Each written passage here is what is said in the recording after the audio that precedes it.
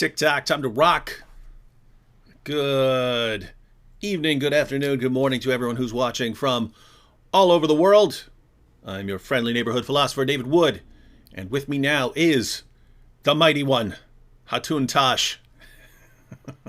Peace of Christ be with you, brother. How are you? Good. Hatun, before we get started on our topic and so on, why don't you introduce yourself, tell everyone about what you do. I'm Christian. I'm from Turkey. Currently, I am based in England. What I do, the part which is like linked with this live stream, I guess I engage with Muslims in public platforms. That will be a place called Speaker's Corner, where we get to meet with Muslim missionaries and have debates and discussions, where we get to preach Gospel of Christ. Also, I do lots of street preaching and Bible studies in the mosques or around the mosques. Mm-hmm. All right, and I'm trying to think. Are you the only woman I've ever had on the live streams with me? I'm sorry if that is the case. Oh, no. No. I did have Karen Cross speaking about abortion on here. I'm trying to think, but okay. Yeah. Now this is it's very interesting to have Hatun on with us because a lot of us think that she's the one who actually is causing even Muslim scholars to admit and acknowledge the differences in the various versions of the Qurans that exist around the world today. And we'll talk a little bit about this later, but Hatun did this basically by collecting Qurans from around the world and putting them in the faces of Muslims and saying, is this the same word as this? Oh, it's not? Then these are different Arabic Qurans, aren't they? And to this day, Hatun, whenever I play video clips of you showing these different versions of the Quran, like clockwork, almost 100% of Muslims that I show this to will say, no. Those are just different translations. There's only one Arabic Quran. When you show people those Qurans, are those different translations or are those different Arabic Qurans? So they are different Arabic Qurans. Their name is different. Text is all Arabic inside, but in somehow, even though Muslims says it's Arabic, they want to express that it's the same. Or if they haven't seen in a physical copy, they would say, oh, it's just a translation from one Arabic to another Arabic. Or the verse is, actually, I wrote them. Mm-hmm. Yeah, and I I hear that too. You printed all of the, how many you're up to now? Like 37. 37 different Arabic Qurans. And yeah, I've heard that. If people finally acknowledge, okay, those are actually different Arabic words there, they'll say nope, she's a liar. She went and printed up all these different Qurans herself and is changing words. And by the way, it's a little side note. The people who tell me that, the people who say that, they reveal something about the way they think, right? They reveal to me that when someone is refuting you, that person must be using deception, in which case they're revealing to me something about how they think, right? They think, oh, the way to get what you want in life and the way to get your point across is to make things up. So if this Christian woman makes a point and refutes me, she must be lying because that's how you make points. And but ladies and gentlemen, that's not how we make points. We make points by presenting facts. Now, you did get you have a request right here. Fred G. Sanford says, can you give a Hatun a shout out from Fred G. Sanford? The G is for gospel preacher. So there you go. You gotta, thank you. I don't know if you guys know who Fred G. Sanford is over in in the UK, but from a show called Sanford and Son. Go ahead. Yes, he's we know him. One of the things we have is so you show them the different Qurans. First, they would kind of look at it, and then they know it is different. Now, they try to first of all justify it, Mm-hmm.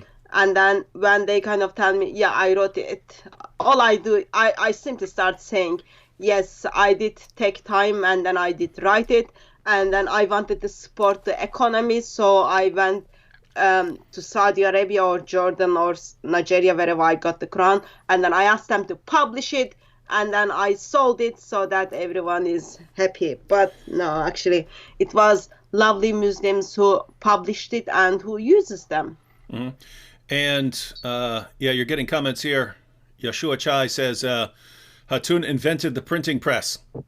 And so, yeah, Yes. I really think they're going to have to ultimately accuse you of building a time machine and being a time-traveling Christian apologist and evangelist, and going back in time and using your fake Qurans that you printed up to trick a bunch of Muslims into thinking that there are all these different versions of the Quran, and to using different versions of the Quran in different places around the world. And so, by Of the way, course, that brings sorry. oh, go ahead. Of course, that brings lots of questions regarding the power of Allah, because Allah is going to protect that one and only Quran. If I'm able to produce 37 different Arabic Qurans and able to sell it, it tells me, yep, I think I'm a little bit more powerful than Allah, and clever maybe. And very wealthy. Marion here says Hatun has all the money in the world, you know, no problem for her to print 37 Qurans and distribute them worldwide. Yeah. Actually, Marion, Hatun only had to make up 36 Qurans because there's the one perfect Quran, and then she made up an additional 36 different different Qurans. So yes, very, very wealthy, and Hatun must have her own printing press, and she's a time traveler. This is what people have to go through to explain this stuff. Oh, by the way, side note, I saw a comment before we went live from Truth and Courage, one of the Muslims who responds to us here, and check out this comment, everyone. I screenshotted it. Truth and Courage said, David Wood is liar. A liar, that is, who follows Massive ad-Dajjal. Dajjal is sort of the Islamic Antichrist figure. He is no follower. The guy admitted long time. I saw a video where he went to Jerusalem and he says David Wood met the Dajjal. So Truth and Courage is telling people, don't listen to me because I made a video when I went to Jerusalem and I said that I met the Dajjal. So notice, don't trust David, don't believe him. He admitted that he met the Dajjal. Now, if you actually go to the video that Truth and Courage is talking about, it's the one where I was on the Temple Mount, right? Where I went up to Al-Aqsa and the Dome of the Rock. And I was walking around there and I saw a one-eyed cat. There was a cat with one eye. And so I said, everyone, I have found the Dajjal here outside the Dome of the Rock. And that was it. And so now you have Truth and Courage running around. David Wood admits that he met the Dajjal. He admits it. My goodness, what an amazing religion this is, ladies and gentlemen, that these are the people who are here defending it. All right, everyone. Well, we're going live here at 4 o'clock Eastern time, mainly so that people who are in the UK and maybe Europe, maybe I understand it. The farther you go east in Europe, the later it is. But we're making this available, trying to get it a more friendly time for European viewers here with some of the live streams. Probably in upcoming live streams, because I have gotten requests to go even earlier. For people in other parts of Europe, so maybe like 2 o'clock or something. So probably here in the coming weeks, try to get some live streams in at 2 o'clock. But all right, so we have our topic. We're going to be looking, the topic I put on the screen is why are there so many different Qurans? And one of the amazing things is that even Shabir Ali is now admitting that there are different Qurans. And as I pointed out, I believe that is because Hatun has been going around putting them in people's faces and saying, look at these different Qurans. They are not the same in Arabic. And so you've got all these Muslims who've been taught all their lives by their leaders, by their apologists, that there is exactly one Quran and there has never been any other Quran. And it has been perfectly preserved right down to the letter. I have an endless supply of Muslim apologetics books by Muslims, right? By Muslim scholars put out to convince people that Islam is true. I have an endless supply of them that say the Quran has been perfectly preserved right down to the letter. There's never been a difference anywhere in the history of the manuscripts of the Quran. This is what Muslims are taught. And then you have someone like Hatun come along, put them up in their faces and say, these are different. And then the Muslims start wondering why. And they'll accuse her, oh, you must have printed those yourself. Why? Because my leaders told me something different, and my leaders would never lie. Yeah, they would. But they don't believe that, and so they keep going to their leaders. Why are there these different Qurans? Why are there these different Qurans? They're putting them on the screen. Why are there these different Qurans? And one approach is to just say everyone's lying, and the other approach is the one that we're going to see Shabir Ali take, and Shabir is going to acknowledge that there are different versions of the Quran depending on where you go in the world, and he's going to try and give us an explanation for why we have all of these differences. Now, Hatun, you've seen the video by Shabir. We're going to go through the entire video, except for like the end where he just says you can follow my ministry and stuff like that. But as far as the content goes, we're going to go through Shabir's entire video. Hatun, what do you think about Shabir's overall presentation here? Actually, I feel sorry for him that he was put in that place to explain it. But I think it was 2016, Shabir Ali expressed that he follows the 1924 Quran. And in a sense, I am grateful that now Muslims are aware, actually, now there is the internet, there is a Sheikh Google, there is a Sheikh YouTube, and there are people asking questions. Therefore, Muslims are leaving Islam. We cannot lie to our Muslim brothers and sisters anymore. Let's simply make 15 minutes video to answer this once for all. So overall, he's gonna try to justify those different Qurans are simply complementary to one another. Mm-hmm. And yeah, I'm sure in this live stream we'll be touching on some of the issues, but we'll certainly be having many future discussions on whether Shabir is accurately explaining why we have these different Qurans. The important point that we want to draw to here is he is acknowledging that there are different versions of the Quran with different words. And ladies and gentlemen, the main question I would have for Muslims is, why then do your leaders and your apologists tell you perfect preservation right down to the letter, when even your Muslim apologists are now coming out admitting, no, that's not true, that's actually false? Why did they spend years lying to you? Because that's all it is, it's a lie, right? If a Muslim wants to say, hey, we basically have what was revealed to Muhammad, I can see them saying that. But when they say perfect preservation right down to the letter, and they've read their sources, they are flat out lying. And that is the question. Why do Muslim leaders and Muslim apologists lie, just flat out, indisputably lie to people? Why do people like Jamal Badawi, who says that God protected the Quran perfectly, why do they lie? That's a big question for the Muslims who are watching. All right, should we go ahead and start checking out these video clips? Yep.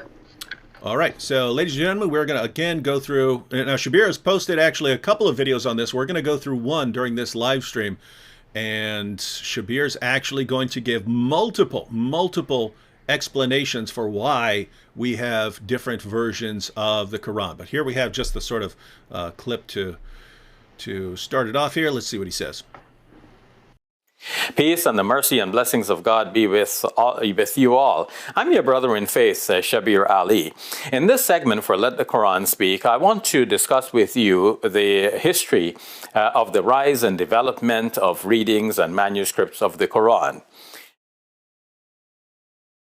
So, Shabir says there, just at the little beginning clip, and I wanted that short clip just to make sure you can hear all of that, right, Hatun? Yeah. Okay. Yes. So you can hear everything Shabir is saying. All right. Yeah. So he says he's going to talk about the history of the Quran. Now, to any Muslim who watches that video and hears Shabir say, right now I'm going to tell you about the history of the Quran, what are Muslims expecting to hear from Shabir? What are they expecting to hear? Quran is well preserved, eternal word of Allah, not even dot changed. Mm-hmm. And that, so the history of the Quran is pretty simple, according to what we hear from Muslims, right? There is one Quran given to Muhammad, perfectly preserved today, dot by dot, letter by letter, sound by sound. It's exactly the same what we are reading. And so it's a very, very simple history of the Quran. Muhammad revealed it to his followers. A ton of his followers, at least dozens, possibly more than 100, they all memorized it word for word from the mouth of Muhammad himself. And there's never been any differences. In fact, Hexitas here expanded upon what we were saying, because I said perfect preservation right down to the letter. Hexitas pointed out perfect preservation even right down to punctuation marks and diacritical marks that weren't even in the original Quran. And why that's really important is I have Muslim apologetics books and Muslim Dawah books that I have books that are meant to convince non-Muslims that Islam is true and that the Quran has been miraculously preserved. And they will say no difference even in the diacritical marks, even those little dots and stuff. No difference even in the diacritical marks. And why that's interesting is, as Hexitas points out, in the original there weren't diacritical marks. So what in the world are you talking about here? They're entire. It's like lie upon lie upon lie upon lie upon lie. So very interesting stuff. But yes, ladies and gentlemen, if the Muslim scholars and Muslim apologists are correct, this should be very simple from Shabir. Ladies and gentlemen, the Quran was revealed by the Prophet Muhammad sallallahu alaihi wasallam to his companions. They wrote it down, memorized it, so that you had two ways of confirming the Quran, and there's never been any difference ever, right down to our time. That's what we should be hearing. But guess what? Christians are saying other things. You'll hear Christians like Hatun and Jay Smith, and they start talking about the 1924 Cairo edition and this sort of thing, and they start talking about the different versions in different parts of the world, and they start talking all this crazy stuff that shows that they're a bunch of liars. Shabir's going to set the record straight, ladies and gentlemen. All right, we ready to go? Yep. All right, let's see what Shabir has for us. Today, most Muslims read the Quran in a text that is referred to as the Egyptian edition of 1924. That's how scholars refer to it. Most Muslims may not have realized that this is the designation for that manuscript, for that text to Muslims in general. This is just simply the Quran. But this is not the only text of the Quran that is read throughout the world. In North Africa, there is a slightly different text that is based on a slightly different reading, mostly corresponding to what we read in the rest of the world, but with some slight variations that do not affect anything that Muslims believe and do not have any major impact on any Muslim practices. And then too, in some parts of Africa, there is another reading of the Quran and a matching manuscript that is prevalent. And here too, we find some slight variations that do not affect Muslim beliefs and do not affect Muslim practices in any significant degree. Wow, wow, wow. So much packed into that. And Shabir's just getting started here, ladies and gentlemen. But notice he starts off by saying most Muslims follow the 1924 edition of the Quran. Hatun, that's something I've heard for years. I've said that for years. Jay Smith has been saying it for years. You've been saying it for years. I've heard Christians say it over and over and over and over and over again. When we say it, Muslims say, what are you talking about? We follow the original Quran as laid down by Prophet Muhammad. What are you talking about, 1924? The 1924 is the same as the Quran that was during the time of Prophet Muhammad. That's what we hear, and now you have Shabir Ali. Actually, what Muslims really follow is the 1924 Cairo edition of the Quran. This is amazing stuff. What do you think of Shabir here? And then, of course, he explains that actually they are not even aware of that. They are following the 1924 Quran. I think it might be helpful for us to give a little bit help to Shabir Ali. So 1924 Quran, 10th of July 1924, it has been officialized in Cairo. And then later that year, with some additions, they made another Quran. And then in 1936, it has been officialized for Egypt. Mm-hmm. And then, of course, after we look at the Islamic history, and then we see all of those Qurans went under the river in Egypt. The ones like differ from one another. it is sad that seriously Muslims are trying to hide those basic informations from other Muslims, especially those who has platform. I think that's just simply deception. I grew up with knowing there is only one perfect Quran, and even at Speaker's Corner, where you get to meet Muslim missionaries, they still make the same claim. There is one perfect Quran, and the current Quran we are reading is taking us back to Muhammad. Yet now, Muslims don't have much options to tell us, yes, we've got the Quran from 1924.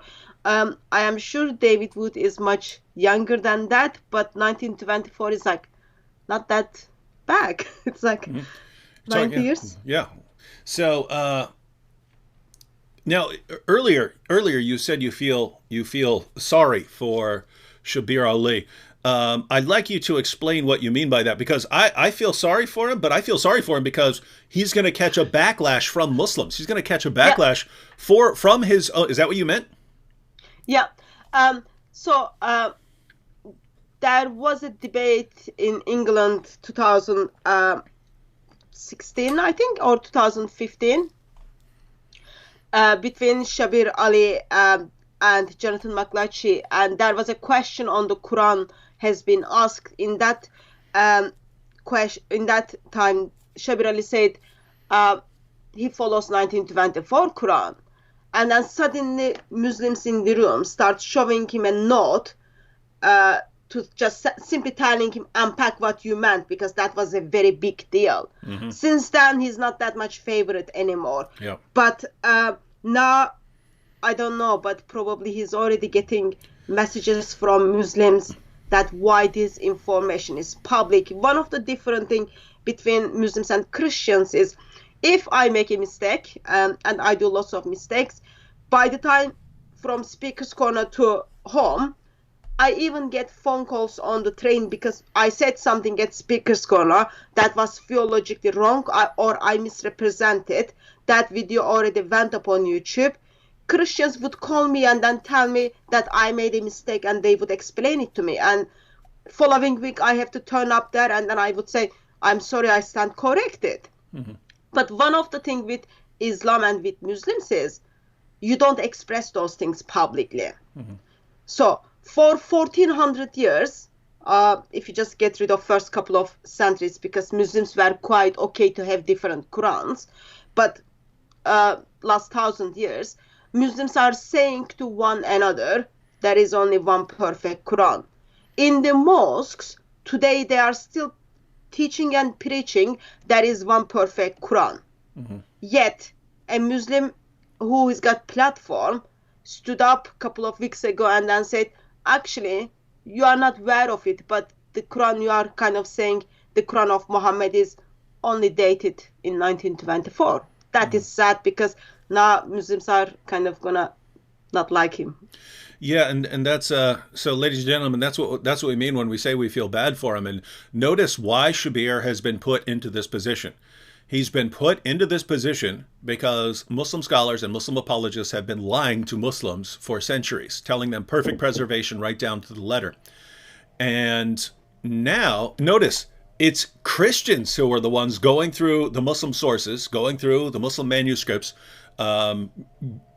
getting different versions of the Quran from around the world to show Muslims that they've been lied to, till we get to the point where even a Muslim apologist like Shabir Ali has to admit, no, we actually have different versions of the Quran in different parts of the world, and the Quran that Muslims follow today is the 1924 Cairo edition. Shabir has to admit this. Why does he have to admit that? Because it's true, right? And so Christians are the ones that have to tell Muslims the truth. And now Shabir is actually telling the truth about acknowledging some important facts about the Quran. And the response from Muslims is going to be, how dare you, Shabir? We condemn you, Shabir. How dare you say that there are these, how dare you speak the truth, Shabir? It's like the community prefers a comforting lie than a discomforting truth, right? They would prefer, hey, lie to me if it makes me feel good about my religion. And if you tell me the truth about my religion and it's something I don't like, then I don't want to hear that. I don't want to hear the truth. And notice this goes back to the very companions of Muhammad when they're sitting there burning manuscripts to cover up the differences, to pretend that, hey, we have this, we're going to put out this single authoritative Quran. They would rather have just complete unity and have everyone think that they're on the same page with this Quran. And if they have to burn all of the evidence, they don't care. It's better. It's a comforting lie is better. This goes back to the earliest stages of Islam, and no surprise it comes down to the present. And when someone differs, when someone says, no, we actually need to acknowledge the truth here, otherwise everyone's just going to expose us as liars. We have to acknowledge the truth here, and he's the one who's going to get in trouble. So notice, the Muslims in the chat and Muslims around the world, they're going to be mad at Shabir Ali for admitting basic, indisputable facts about the history of the Quran. They're going to be mad at us for using clips of Shabir Ali to expose the lie that's been going on. They're going to get mad at us. They're going to get mad at Shabir. Who are they not going to get mad at? Muslims aren't going to get mad at the people who've been lying to them for years. Those are the people they're not going to get mad at. Whereas in Christianity, it would be the exact opposite. If our leaders and our apologists spent years lying and then someone exposed it, we would get mad at the liars. In Islam, they don't get mad at the liars. They love the liars. They hate the people who come along and refute the lies. Why is it? Why would the true religion need this, ladies and gentlemen? Why is a true religion built upon this foundation of lies? Okay, Hatsu, the other important thing that Shabir acknowledged there in that opening, so he acknowledged that Muslims follow the 1924 edition of the Quran. And then he pointed out that he made it sound like there are two additional versions of the Quran. One, it sounded like he was from Northern Africa, and one from Africa. Somewhere mid-Africa or something like that. He's acknowledging that there are these two alternatives. And there are differences. There are different versions. They're different Arabic, but they're basically the same thing. You don't get a different version of Islam from them. Now, is that the complete story, or are there even more than those two extras? That's little bit of introduction of the story. But I just want to kind of share something. I know this is not linked with the topic, but hopefully it will help audience to kind of see how serious it is. On Sunday, the 17th of May, I had a Skype meeting with someone from Saudi Arabia, a Muslim who has been there for all of his life. He went to Kaaba. He spent lots of time around it. He even drank Zamzam water. And a couple of years ago, he comes across with some of YouTube videos, and then he starts following things up. And on the 17th, when we talk, he was simply screaming at me why Christians are telling him that Islam is false. So for a couple of years, he's been checking the informations Christians are putting there, and he's got access to the informations. He checked it out. He's convinced that the information is given by Christians to Muslims are correct. Now he's upset and he's screaming, why are you telling me this? Instead of like calling his imam or his sheikh and then saying, why have you lied to me?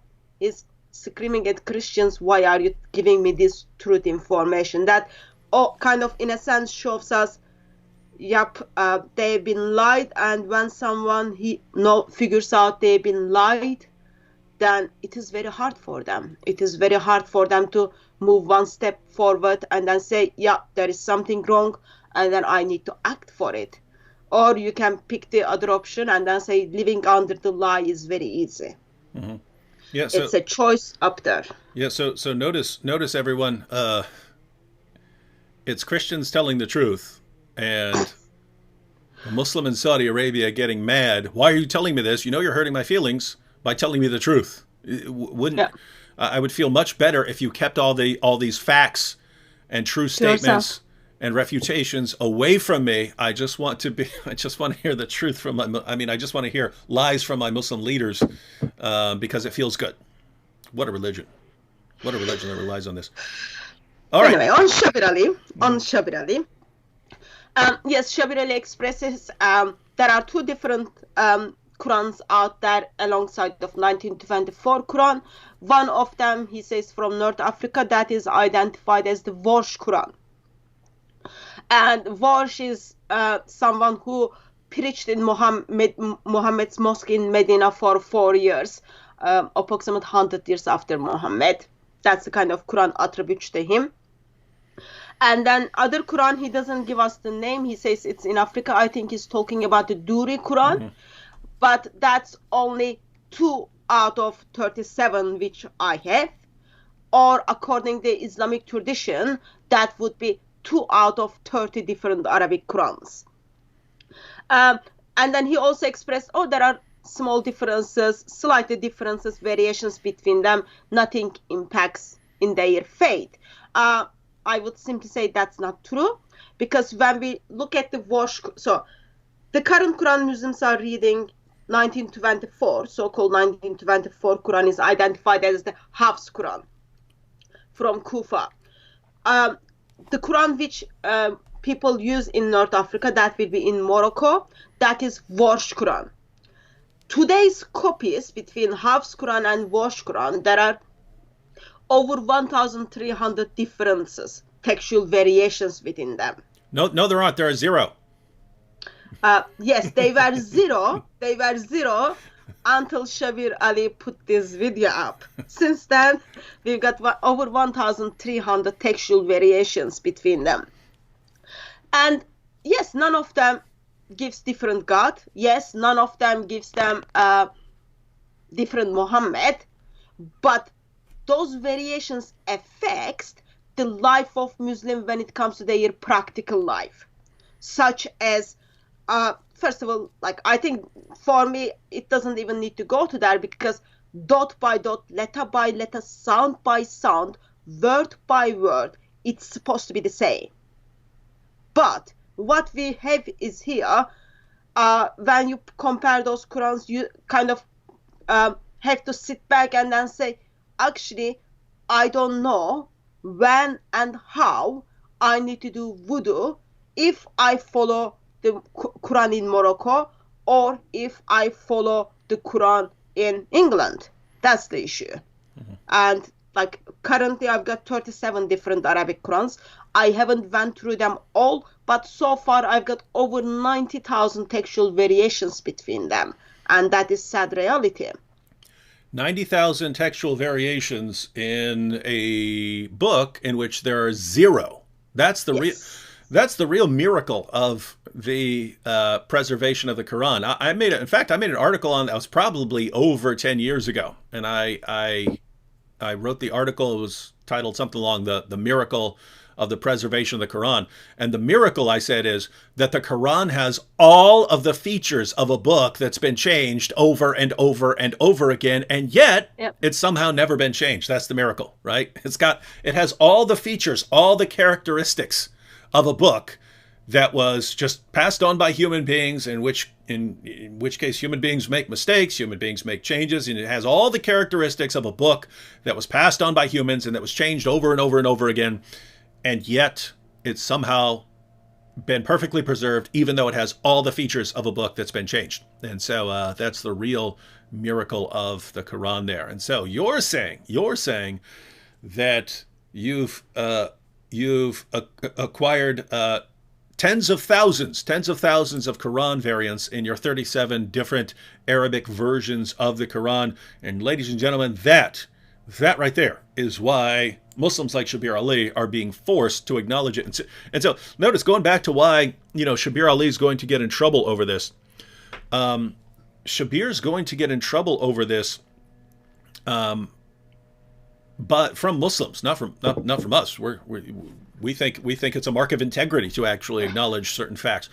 But Shabir's going to get in trouble for this, for acknowledging this, when I think Shabir's thinking long term, like how long can we just keep denying this? How long, when Christians like Hatun are coming up and putting the Qurans in our faces, how long can we keep saying, nope, perfect preservation right down to the letter? And Shabir is acknowledging this. I think Yasser Qadi is realizing this, and they're realizing we can't just keep saying perfect preservation right down to the letter. It's not going to work. But again, Muslims, I don't know why. I don't know why this won't affect your confidence in your leaders and apologists in any way, right? It's like, because I see this in these live streams, right? You'll hear something from your Muslim apologist. You'll come here, use it in the chat. It'll be completely refuted and destroyed. We'll expose your leader or your apologist as a complete liar. And then you'll come back the next day with your next claim from your Muslim apologist, the next thing you heard from your Muslim apologist, right? And we'll expose that as a lie. We could do this 487 times, showing that your leaders are just flat out lying to you, and you'll keep mindlessly believing anything they say. And so notice here, again, you can go to almost any Muslim apologetics book, any Dawah book, it'll say perfect preservation right down to the letter. When you open up that book and you read that, and then you hear even Shabir Ali now admitting, nope, there are different versions of the Quran, definitely has not been perfectly preserved. How do you not say, well, I don't trust those guys anymore? If they were telling me lies about that, why am I going to trust them about other things? How does that not enter your mind? That would be the first thing that, if I were a Muslim, that would be the first thing that entered my head. If they were lying to me about that, everything they're saying is under investigation as far as I'm concerned right now. Another thing is, one of the other thing has been recently done is, I don't know if you are able to see the book I am holding. So this is the new book, came out, identified as the British translation of the 10 Qiraat of the Noble Quran. So this book simply tells you, yes, there are differences in the different Arabic Qurans, and then author says actually those differences are changing meaning of the word and the sentence. And then he puts together the English translation for everyone to see. Yep, there are differences. And it is put together by Muslim. Mm-hmm. All right, so from that first clip of Shabir, apart from his little intro, from the first actual content clip, he's already acknowledged that Muslims are following a particular Quran, the 1924 Cairo edition, so less than 100 years ago.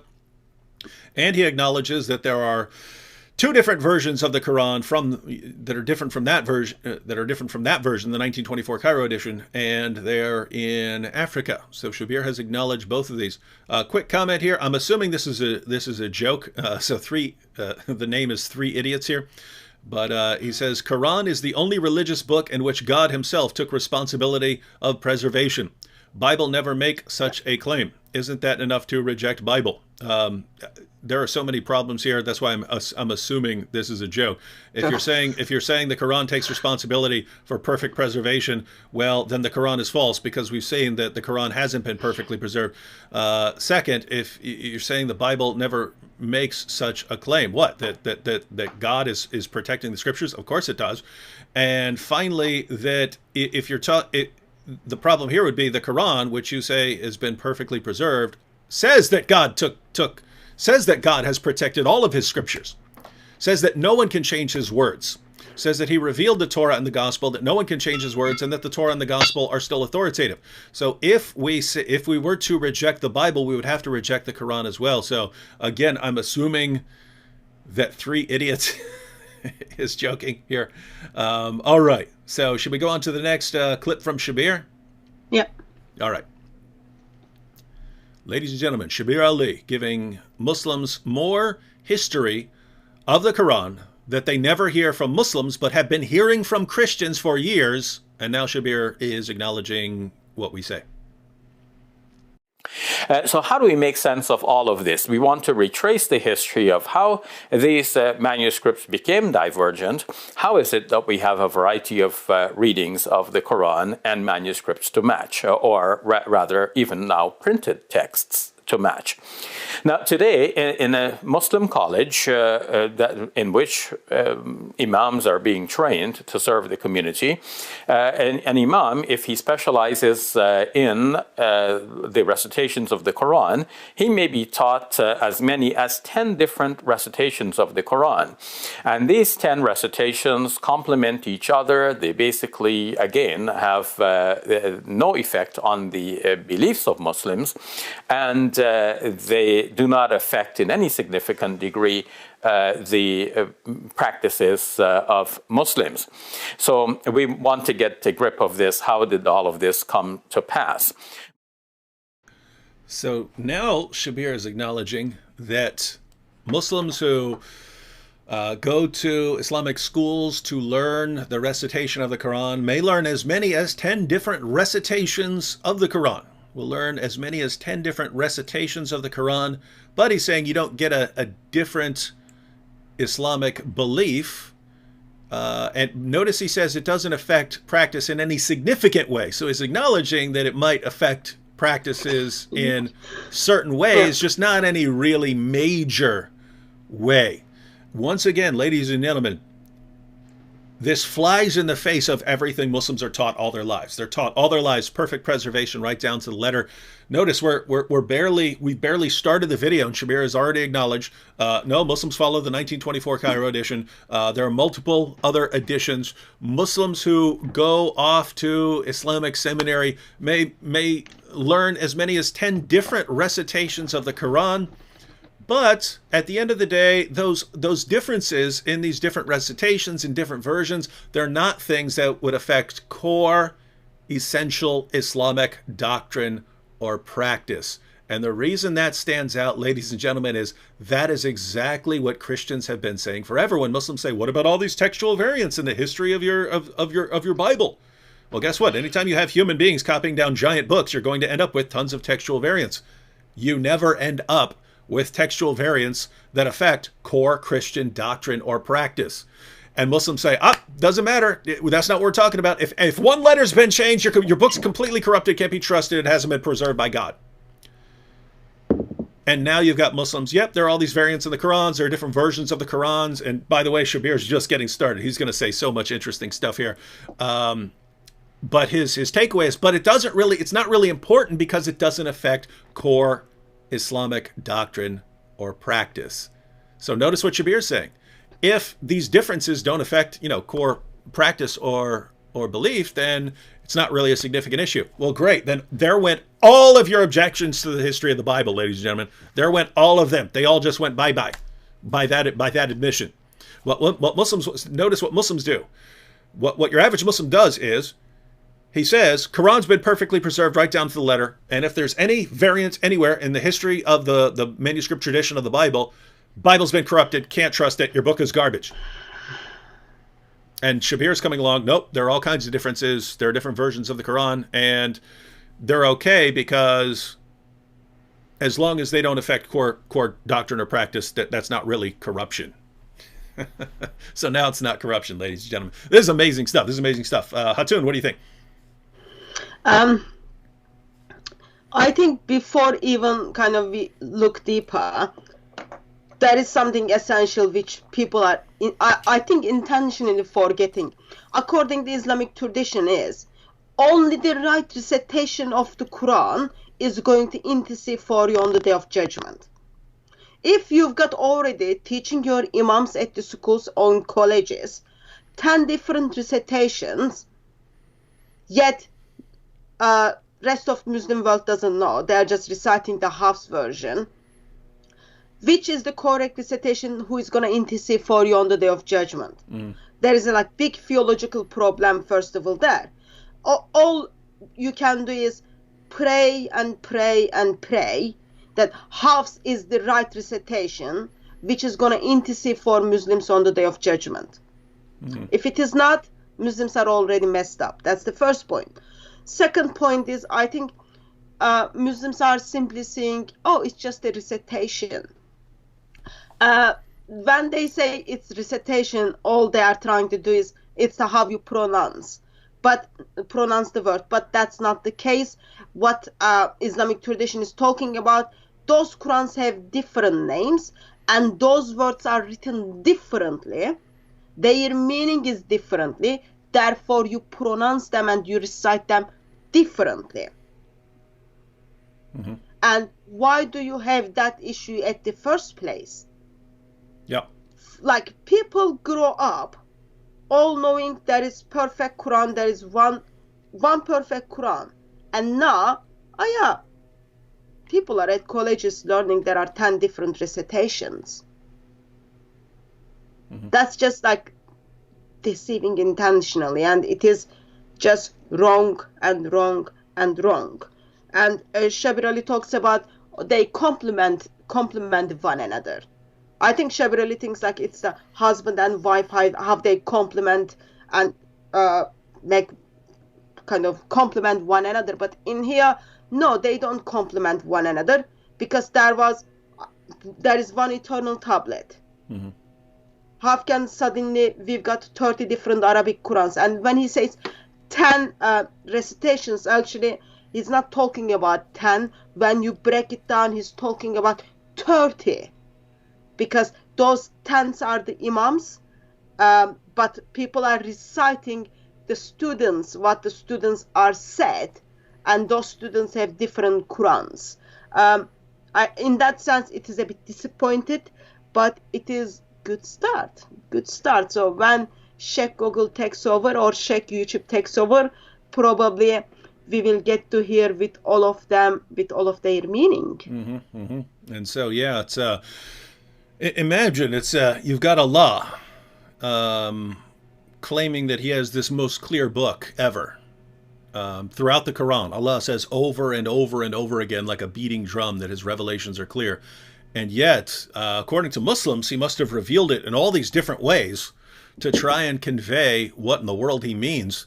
And even then, they still can't figure it out. And so, we've said it before, we've said it again. If we take Muslims seriously in their claims about their God and their book, Allah is the absolute worst communicator in all of history.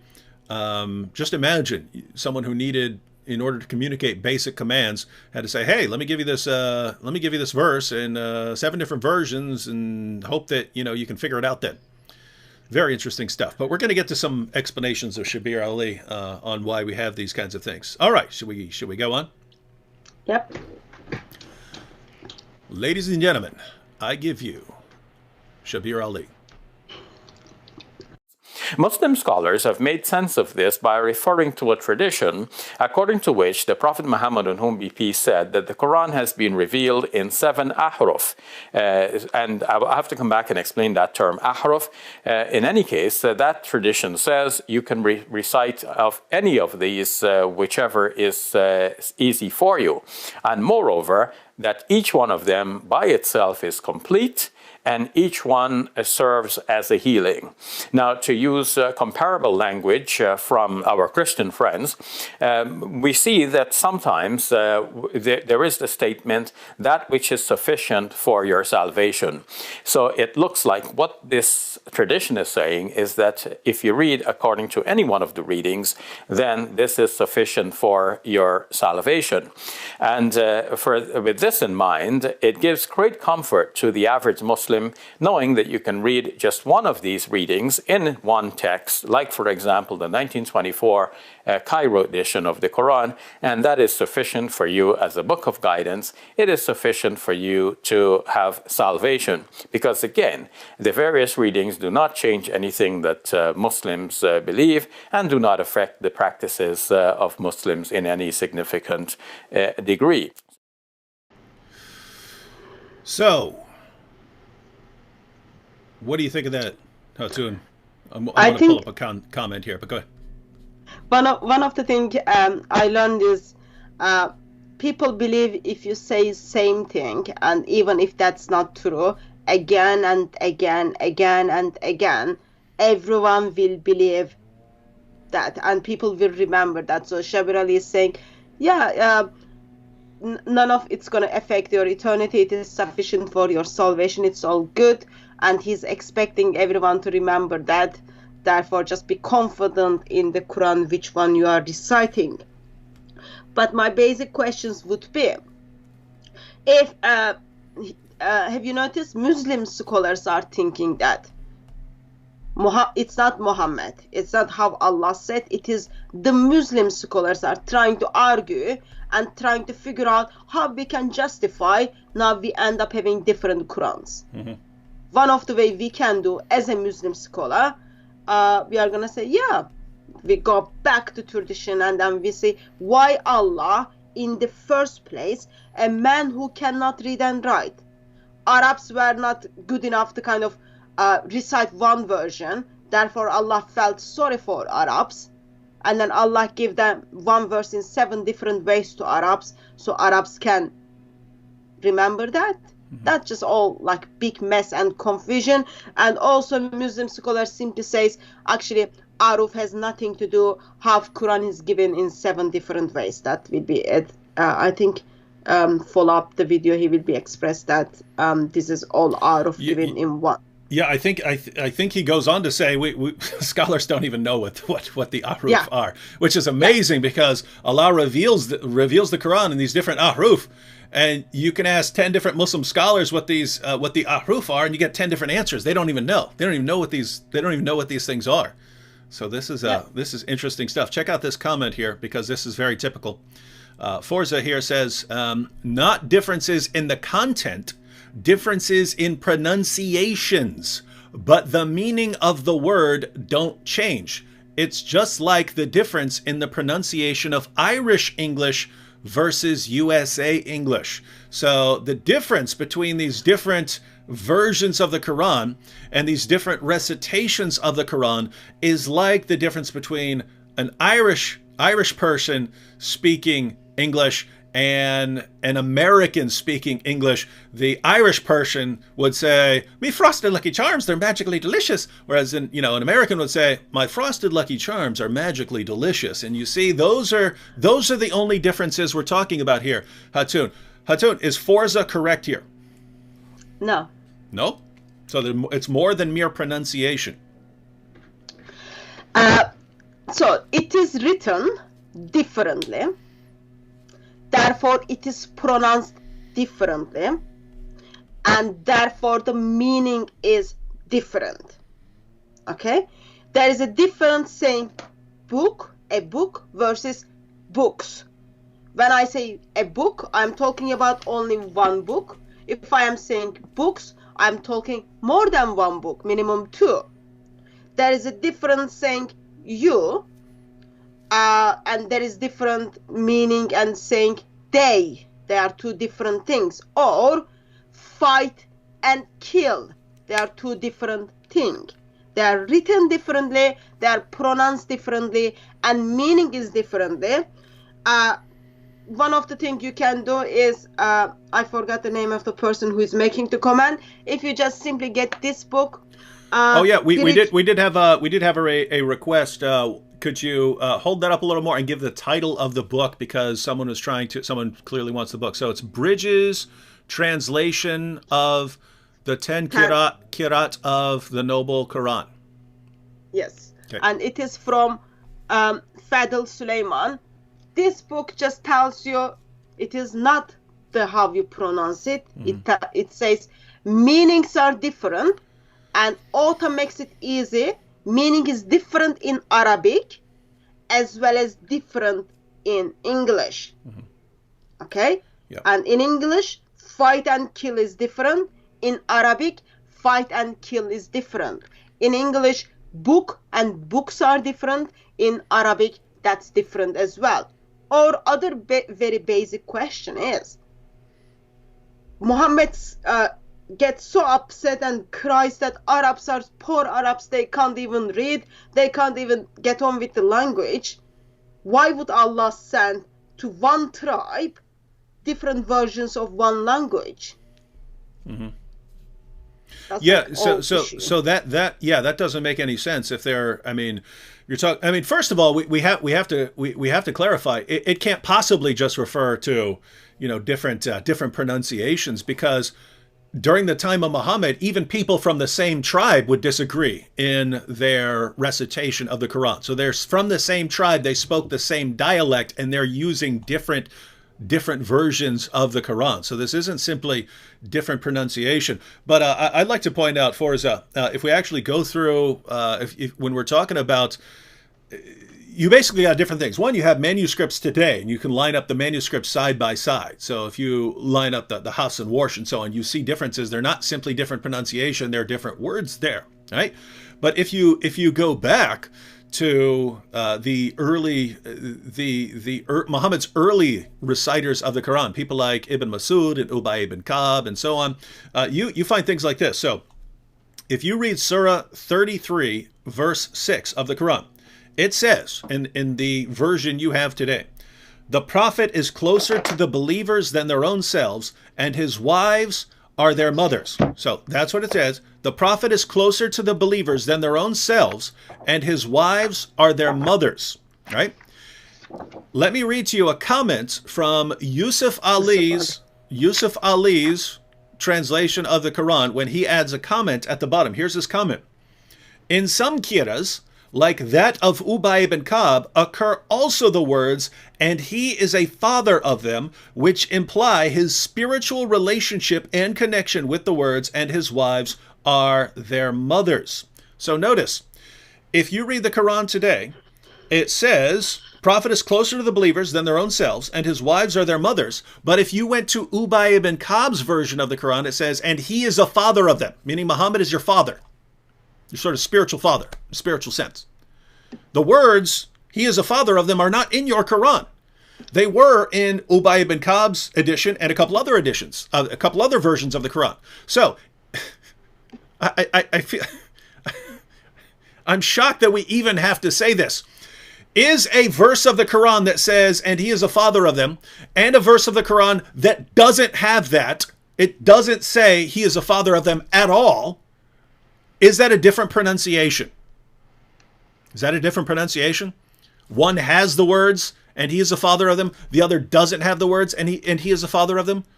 One has this phrase, one doesn't have the phrase. Is that a different pronunciation? In other words, if you go to Ireland and they say, and he is a father of them, and you come to America and we pronounce it differently by not saying anything, are those the same things? Are those different pronunciations? Or are those different words? Forza. I'm saying Sforza. Notice, it's so frustrating. Forza, why are you saying it's different pronunciations? Why? Because here's how it works. Your leaders tell you, perfect preservation, right down to the letter. And you run out and go, the Quran has been perfectly preserved, right down to the letter. And then you ran into someone like Hatun who said, actually, no, here are all these different versions of the Quran. So you ran back to your Muslim leaders and said, oh my goodness, she's showing me that there are different versions of the Quran. And the same people who lied to you at the beginning lied to you again and said, no, those are just different pronunciations. There's no difference in the words. There's no difference in the meanings. So now you're running out going, you see, my leaders, the same ones who lied to me the first time, they told me this. It's false. It's false. As this live stream continues, I'll give you example after example after example after example after example of changes to the Quran from your own Muslim sources. What does it take? What does it take for you to realize that your leaders are lying to you? Because apparently they could tell you absolutely anything and you'll just believe them, no matter what. This is amazing. And now you've got Shabir Ali even admitting that there are these differences. And he's not talking about pronunciations.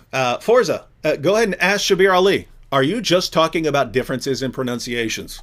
That's not what he's talking about. That is most certainly not what he's talking about here. So try to break out of this box that your leaders have put you in. Try to break free of these mental chains that keep you from ever thinking rationally about these topics. All right, Hatun, anything else before we go on? I don't know if it's possible, but I'm going to kind of share a screen with you. I don't know if you are able to. Are you able to see my screen? So I've got like a book on my screen. No, yeah, let's see. Yes, I can put that. I can put that up. All right. So this is the picture from the book, which I just show it to people. Okay. Just to make a point, actually, it's not the pronunciation. It's not like Irish people pronounce things different from the American people. Mm-hmm. So Muslim author is telling me, this is like page 4 of the book. He just like started the Quran, okay, just page 4. Chapter 2, verse, it's too small for me to see, verse 35.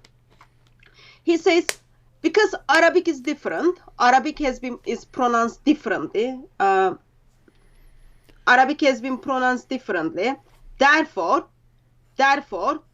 this word, where it says, yet Satan made them sleep, okay, that's Arabic word. This is the English translation, if you think this is the Irish English, okay. When you come to the US English, it says, yet Satan removed them. So your Muslim scholar thinks actually that it does change the meaning. It is not just Irish pronunciation versus US pronunciation, it does change the meaning. Therefore, I need to express that. And then he tells me, which Quran is that so? It's not even Hafs Quran or Warsh Quran. It is in Hamza's Quran. And you haven't heard that because your Muslim scholars did have not chance to explain you to that. So in Irish, while you say, Satan made them sleep, you move to the US and then you say, Satan removed them. And when you look at the context, actually there is a theological issue there. But that is just the pronunciation from Ireland to US. Change the meaning of all. If you are able to not share my screen now, I'm gonna kind of get rid of that, so I don't want all of my files to be on YouTube. You're good. Okay. It's back to us. Okay. All right. So notice, ladies and gentlemen, Muslims keep coming with what their leaders tell them, and over and over again, what their leaders tell them are lies. People at Shabir Ali are acknowledging. They're not coming out saying, "Oh, you've been lied to for years." But if you actually put together what he's saying with what you've been told, it's clear that you've been lied to for years. And how do the Muslims respond? By telling us what their leader said again. Wow. Or you get the Muslims who looks at those differences, they see it, and they want to do nothing with Islam, as well as they don't want to follow their imams and their scholars anymore because they have been lied. By their imams, by their scholars, by their mother and their father, and now they've got nothing to do with Islam. They don't want to do anything with Islam. Therefore, what we see is, Shabir Ali sees there is a need to just make a video to explain what's happening behind the doors. All right, should we go on to Shabir again? Yep. He's going to keep giving us some awesome content here. Thank you, Dr. Ali. Here we go. So it's not like one of these readings is going to tell you that there is only one God, and another reading is going to say, hey, wait a minute, there is another God along with God. No, the central beliefs of Muslims are all unaffected by these variety of readings. But now, the tradition says that the Quran has been revealed in the 7 modes. Now, I said ahruf previously, that's an Arabic word, and the singular is harf, which means letter. So it literally means 7 letters. But this word could also mean edge. The word harf could mean edge. So maybe it means 7 limits. And in fact, Muslim scholars have not been able to define this term with any unanimity. And a wide variety of opinions have been given as to what this term means. What does it mean to say that the Quran has been revealed according to 7 edges or 7 letters? It may mean, according to some scholars, that the Quran has been revealed according to 7 dialects of the Arabic language. So whereas there was today one standard Arabic language, which is called Modern Standard Arabic, the language that is the language of textbooks and newspapers and magazines and news broadcasts and so on, that being an official language, there will be a wide variety of spoken languages in the Arab world. To the extent that sometimes the people of one region cannot understand the people of another region, though each one understands themselves to be speaking the Arabic language. Something like this may have prevailed even within the lifetime of the Prophet Muhammad, on whom be peace. So there were regional dialects of the Arabic language, and it looks like the Prophet Muhammad, peace be upon him, may have permitted his companions in the initial phase to recite the Quran in terms of its meaning, to express that meaning in their familiar terms and their modes of expression according to their dialects. Is everyone hearing what he just said? So Muhammad may have permitted the people from these different areas who spoke different dialects of Arabic, who couldn't understand what each other were saying, and he may have permitted them to recite a Quran in their familiar Arabic dialect and their own expressions and so on. By the way, again, he's just getting started here. He's going to keep giving more explanations of why there are all these different versions of the Quran. But yeah, so just starting there. Notice he also said, the word harf, it can mean letter or it can mean edge. Muslim scholars don't agree on what these huruf are. One suggestion is that it's dialects. Again, that doesn't make sense, ladies and gentlemen, because even people from the same tribe who indisputably spoke the same dialect were reciting different versions of the Quran. So this, I would say, it can't refer to dialect. It has to refer to something else. But notice what Shabir is saying here, right? You've got all these different versions of the Quran. Muhammad explains it by saying, "Oh, but the Quran is revealed in these 7 ahruf." And you ask Muslim scholars, "Well, what in the world does that mean?" We don't know. We have no idea what it means. But it's been perfectly preserved somehow. Yep. And believe whatever we say. Any thoughts on this, Hatun? Whatever it meant, it is said that like Muslims don't even know what it meant. Or what it means today, but clearly that's not the correct, because that's the case Muslim scholars are making. But whatever it meant, it caused Ubay bin Ka'b, whom Muslim needs to take the Quran from, whom Muslim needed to learn from, doubt in his faith, because there is a story where Ubay bin Ka'b hears different version of the Quran. They go to Muhammad, and then Muhammad simply struck Ubay bin Ka'b from his chest, and Ubay bin Ka'b says, "I didn't have that much doubt even in the time of Jahiliyyah, because now Muhammad is telling me, oh, Quran is revealed in 7 different ahruf." And then you've got similar story with Umar, father-in-law of Muhammad, and Hisham, who are from the same tribe. They are reciting the Quran differently, where Umar wants to grab him joining his prayer. But good guy, he's like patient. He waits until the prayer finish. Both of them go to Muhammad. And then by that time, Muhammad never told anyone, "Oh, by the way, Allah is giving me the Quran in 7 different ways." That's the first time Muhammad just explained the whole world. Mm-hmm. Yeah, there is Quran in 7 different ways. And he simply kind of says, yeah, Allah wanted to make it easier for you. Mm-hmm. Yet, today Muslims are saying, oh, maybe Muhammad might do that. Muhammad might imply that, or it might be dialect. I think it all questions what kind of God you worship and what kind of prophet you follow. Yeah, and notice the reason, so Muslims are taught perfect preservation right down to the letter. Allah could have done that, but instead, according to Shabir and other Muslims, he revealed it in all these different ways, which are leading to all these different versions that we have today, which are leading to not perfect preservation, or what in the world do you mean by perfect preservation of one Quran? Well, there are all these differences, right? It's just one Quran. We all memorize the same Quran. Even in the time of Muhammad, they didn't memorize one Quran. And DJM here points out in the chat, he says, was the Quran revealed to the Prophet Muhammad 7 times, each time in a different dialect, right? And notice that's the problem, ladies and gentlemen. If Muslims in different areas who speak different dialects are reciting the Quran in different ways according to their own dialects, and again, it's not just pronunciation. It's not just pronunciation here. They're reciting different versions of the Quran. Does that mean that when Muhammad received, let's say he was receiving some verses from Surah 2, does that mean he receives them and he goes, okay, here, I've received a revelation, here it is in our dialect. Okay, now I'm going to recite it again in a different way, and that's for this other group over here. All right, now I'm receiving it in the third way, and that's going to be for those people over there. And now I'm receiving in the fourth way, and make sure you pass this on to those. And now, okay, there you go, all 7 ways. Now there are all 7 ways of that revelation. Now I'm receiving the next revelation in 7 different ways.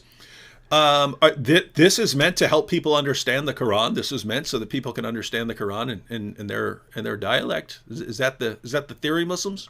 Is that your theory there? Because that's interesting. That's supposed to be only for Medina verses, by the way. Oh, good. Not like all of the Mecca verses. And if you think practically, like background of this thing, it talks about Muhammad was begging Gabriel, oh, my old people, I've got like old people, young people, old woman, young woman, and they're not able to learn it in one way. do you mind? Please be extra kind and then give us different versions. And then they do bargains, and then Angel brings it in 7 different ways. Mm-hmm. But as that happens, you kind of would say, okay, if people are already not able to learn things simple, if people are old and you've got lots of issues, you want to keep everything simple. Mm-hmm. 1 + 1 makes 2. You keep everything simple. You teach people in one way. Even when you are teaching something in the class, you don't say, okay, guys, this is the how we add the numbers way 1, way 7. Or way 7 is for people in the future who is gonna come and then put that together. But whatever happens, let's say, okay, Muhammad and Gabriel was very good. They did the bargain, and then Quran came in 7 different ways. Uthman steps in 650s and then says, no, we are gonna put that in dialect of Quraysh, if it is the dialect. And then Uthman makes it 1. Then how come we today end up with you are teaching Muslims 10 different ways in the Muslim schools, Muslim colleges? That's already another question. Mm-hmm. So now Muslims are memorizing 10 different recitations of the Quran because these early dialects complement each other in their pronunciation. So it's just like again, it's just like reciting it in English and with an Irish accent as well. So according to what the Muslims have been claiming now, what Shabir is really saying is that Muslims go to their Islamic seminary and they memorize the Quran in 10 different recitations. And it's just like 10 different accents, right? So one will recite it with an American accent, and the next will recite it with English, but with an Australian accent. And the next one will recite it with a British accent. The next, with an Irish accent, and so on, and down the line. And they have to memorize all these different accents. Guys, do you even hear your defenses of the Quran? Do you know how this sounds to anyone who isn't mindlessly stuck with this perfect preservation theory? It's ridiculous. It's ridiculous. It's always been ridiculous. You just don't realize it. All right. Should we check out another clip? Yep. All right. Back to our good friend, Shabir Ali. So we must now think back to that time and how it is different from our present time. In our present time, we have the Quran coming at the end of a long period of historical progression leading to our present time. And in our present time, we have people who are specialized in the Quran. They devote their lives to studying the Quran. So they have every tool and apparatus at their disposal to make sure that they're reciting the Quran in a very precise way. And we want to insist on the precise recitation, because if everybody goes changing the Quran this way and that way, eventually it can go way out of whack, and one would lose the essential message. However, this situation that we encounter now is different from the situation in the lifetime of the Prophet Muhammad, on whom be peace. In our present situation, we lay a great emphasis on preserving the Quran letter for letter, word for word, because we want to make sure that nobody's going to change it. In the time of the Prophet Muhammad, on whom be peace, the most important impetus was to ensure that the message of the Quran would be absorbed and put into practice and taught to others. So the precise words, which are the vehicles through which the important teachings are being disseminated, were not so important. The teachings were important, but the precise words to preserve them were not of paramount importance. They did not trump in importance the need for the message of the Quran to be absorbed, to be practiced, and to be taught by others. Wow, wow, wow. Wow.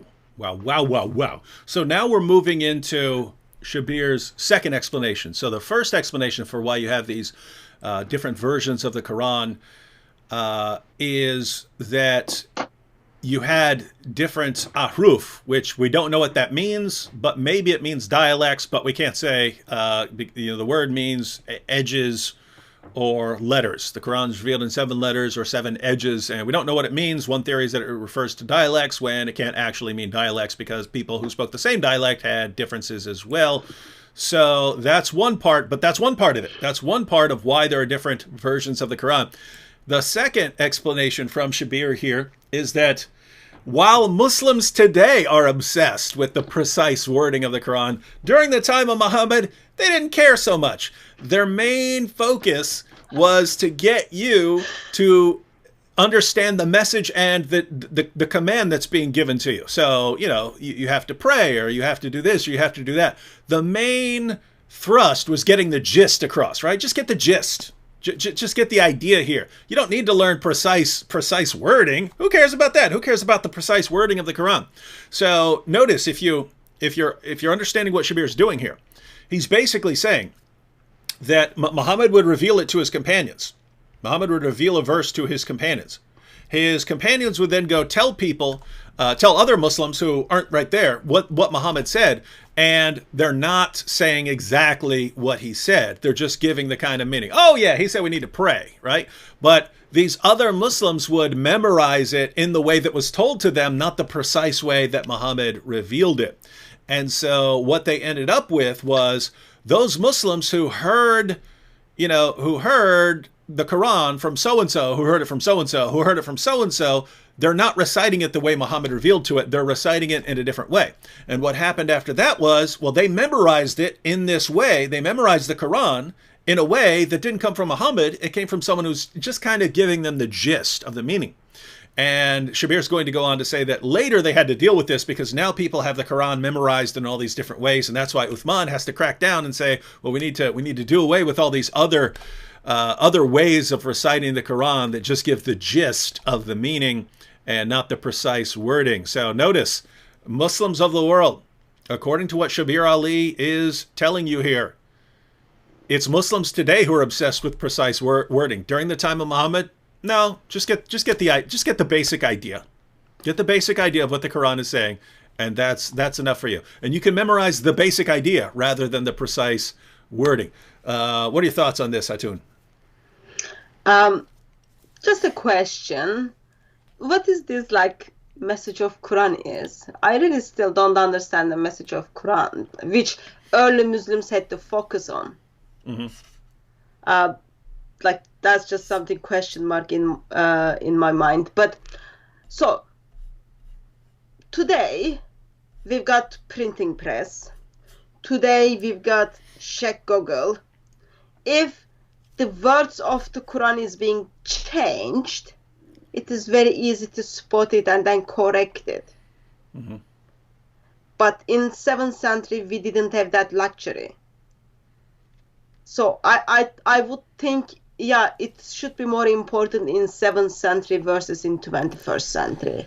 But according to Shabir Ali, people didn't care about dot by dot, letter by letter, sound by sound, word by word application of the Quran. But in 21st century now, since we've got Sheikh Google, since we've got printing press, we need to know what it is, dot by dot, sound by sound, letter by letter thing is. Yeah, so everyone, I hope you're getting all of this, because notice, according to Shabir's theory, the Quran gets more clear over the centuries than it was at the beginning, right? It starts off as a jumbled mess in 7 different dialects where they're giving 7 different versions of the Quran, even though we don't even know what those versions are, even if they apply to dialects. But there are these 7 different ways of the Quran. The Quran is revealed in 7 different ways. And in addition to that problem, separately from it, people didn't have to memorize any precise wording, even of those 7 different ways of reciting the Quran. They could just memorize the important point or the gist, and they could actually memorize it and recite it, because the important thing was to understand what Allah is telling you to do, not any sort of precise memorization of the Quran. It's later Muslims who become obsessed with getting the Quran exactly right, but Muhammad's own generation, the generation of Muhammad. Muhammad and his companions, they didn't care about the precise wording so much. So notice, it's later Muslims who decide what the precise wording is. And they have to say, oh, no, we think you were just quoting the gist. We think you were quoting one of the different ahruf. Yeah. So let's go with this one. And they do this over time until you finally get down to the 1924 Cairo edition of the Quran, and they finally figured out what the real Quran is. And that's the one that's been perfectly preserved for all time. Guys, do you understand what a mess this is? This is a mess. It starts off as a mess. It's still a mess today. And Muslim leaders are saying there's no mess here, perfect preservation. Everyone knows it. Everyone believes it. This is amazing stuff. This is wild. Just also point out that when it talks about they were focusing on the message of Islam, as they were focusing on the foundation of Islam, that was how to do your prayer and tashahhud and the Quran. Mm-hmm. So Quran was part of that, according to Muslims. But it all messed up. Of course, Muslims have to defend. No, it's perfectly preserved. It is all complementary to one another, because if it is not perfectly preserved, that means Allah failed. Mm-hmm. That means Islam is failed. That means you have to give it up. That goes under that logic. Mm-hmm. We have a comment here. It says, Shabir Ali is on the Israeli payroll. He is lying for money, according to Anonymous Ali on my channel. So Shabir is now being accused of being on the Israeli payroll for saying, notice. I thought that was you in the beginning. Notice the Israelis so now the Israelis are paying Shabir Ali to tell Muslims the basic facts about their Quran. So now the Israelis are in on telling Muslims the facts about the Quran, because Muslim leaders just won't do it. Muslim apologists just won't do it. The Muslim leaders and apologists will only lie. And so now the Israel is paying Shabir Ali to speak the truth. This is awesome stuff. All right, should we go on? Yep. All right. Shabir keeps giving us. Shabir is the gift that keeps on giving here. And in fact, if the Prophet Muhammad, on whom be peace, had insisted on his followers that they should pay due importance to the wording of the Quran, to get every letter and sound correctly, then that may have detracted from the focus on getting the message across and implementing that in the lives of new Muslims. So with all of the challenges that the community faced in that early phase, it was important for the Muslims to focus on the meaning and the message and to circulate that. So one Muslim would go tell another one, look, we got a new teaching in the form of the Quran. The other one is asking, what does the Quran say? And then he repeats the saying and the teaching of the Quran without necessarily getting precisely the same words in which they were first delivered by the Prophet Muhammad, on whom be peace. So there was this period in which Muslims had the opportunity to teach others the Quran without insisting on the precise words. But then it came a phase when, if we allow this to continue ad infinitum, you can imagine that somebody gives it in their own words, and then somebody else gives that new summary in their own words, and then the third person gives it in their own words. Then eventually the whole message can become diluted. The original words will be lost. So now Shabir has added another part to his theory. If Muhammad had insisted on the precise, correct wording of these Quran revelations, it might have turned people off, and they might have not really got the point if they're all focused on memorizing, the actual wording, correct wording of the Quran, and not just the gist and learning it in their own words, however they want to say it. And so it would actually have hurt the Muslim community if there had only been just one Quran and they had focused on precise wording. And so he had to let them slide on this, but you can't let that go on forever. So eventually someone has to crack down, and that's going to be, of course, Uthman and his merry band of scholars. But notice the theory. In order to get the point across, it was more important to get the sort of meaning of the verses rather than the precise wording. So Muslims focus on just learning the meaning of the revelations, and memorizing them, memorizing the meaning, so they could have it whatever words they wanted as long as they get the correct meaning, the correct teaching, right? And so that's how they're memorizing it. But you can't keep that up forever. That's how Muhammad's generation did it, but you can't just keep doing that, right? They've got these 7 different ways of reciting the Quran, and they're reciting just the meaning and so on, and all that's fine. You can't insist on precise wording. But later Muslims realize you can't just keep doing this, otherwise, these people are going to come up with their own, they're going to say it means this, and then the next group's going to say it means this, and so on, and you're just going to end up with a big mess. And therefore, we need to figure out the precise wording later, after the time of Muhammad. What do you think, Hatun? So, Umar, Hisham, Ubay bin Ka'b, when they were getting upset with one another regarding the way they were reciting the Quran, actually that was not even the case. Just when Muhammad struck Ubay bin Ka'b from his chest, he was just like, I don't know, maybe practicing if he's powerful, that Ubay bin Ka'b gets sweat or not. It has nothing to do with the way they were recitation wasn't even important. Recitation wasn't even important when Umar wanted to jump over other person during the prayer.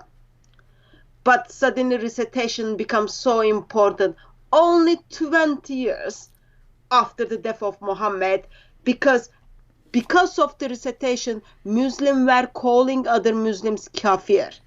Mm-hmm. Within 20 years, Muslims understood, yup, that is very serious now, that dot by dot, letter by letter, sound by sound needs to be practiced now. Therefore, he gets rid of all the Qurans, he orders everything to be burned, and then recitation suddenly becomes so important, word by word, dot by dot, sound by sound, letter by letter.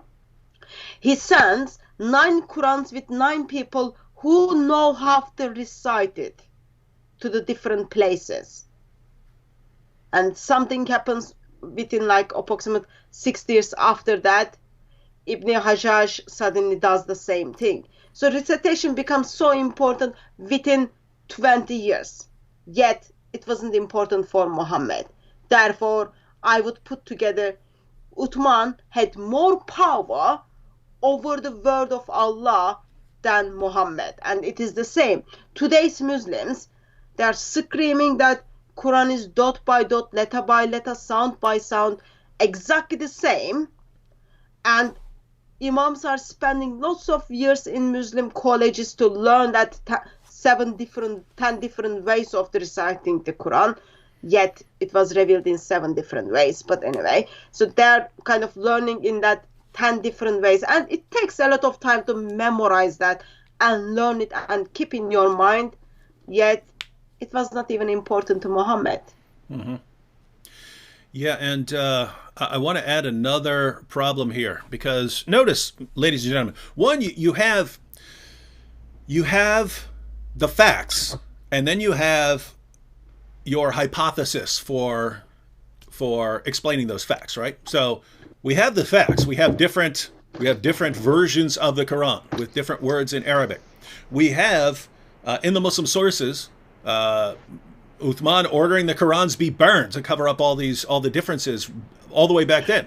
You have sources talking about entire chapters coming up missing. You have more than 100 verses coming up missing just from Surah 33. You have all of these different problems. And so the question is, don't forget the sheep. Yeah, and the sheep, verses being eaten by a sheep that are no longer in there today. Hey, you didn't, where'd you get that? I drew it. You drew that? Hey, we should have a contest. We should make that available and say, how do you caption this, right? In other words, people get to write in their own words, and then we'll have a contest and see who wins the contest for the best. We did the drawing Muhammad context couple of weeks ago. Mm-hmm. Oh, Muslims got so upset. They are still sending me emails that why I did that. But pictures were very good. But that one's perfect. Those with the without the words filled in, people love that, because then they get to insert whatever words, and then you have a contest on who. Yeah. Who is better Allah? Yeah. Sorry for distracting. So, what was I talking about now? Oh, I wanted to draw attention to. So you basically have the facts, right? We have the same facts. We have different versions of the Quran. You have all these interesting points about differences and changes in the Quran down through the centuries. But then you have, how are you explaining that, right? Shabir is explaining it by saying, well, maybe lots of Muslims were just allowed to, memorize the gist, and that's how they ended up passing on the way they memorized it, which wasn't the precise wording, and so they ended up with these differences, and that's why Uthman eventually had to burn all these things. Keep in mind, that's not what the Muslim sources say. The Muslim sources don't say, and Muhammad revealed it, and then people just memorized it in whatever way they want, right? That's a theory that Shabir is using to explain the evidence, right? But there are problems with Shabir's explanation. There are problems with Shabir's hypothesis, namely that even the best reciters of the Quran did not agree with the Quran that was put out. So I'm just going to give one example because we've been going an hour and a half already and we still have a couple more video clips to get through. But let me give you one example. This is Jami' at-Tirmidhi, number 3104. And this is actually a long section. I want to get to this point, this quotation at the down towards the end from Ibn Masud. Right? So this is a quotation from Ibn Masud here. Now, who is Ibn Masud? Muhammad was asked, who should we learn the Quran from? Muhammad said, if you want to learn the Quran from anyone, learn it from 4 people. And the top person on his list, the best reciter of the Quran, according to Muhammad himself, was Ibn Masud, Abdullah ibn Masud. So notice this part right here. Az-Zuri said, so this is after Zayd ibn Thabit came out with his edition of the Quran, and Uthman orders Muslims to hand over their copies of the Quran so they can be burned. And Uthman is issuing an official version of the Quran, which ultimately comes down, that changed too over time, but it's basically the Quran that Muslims want to go back to today.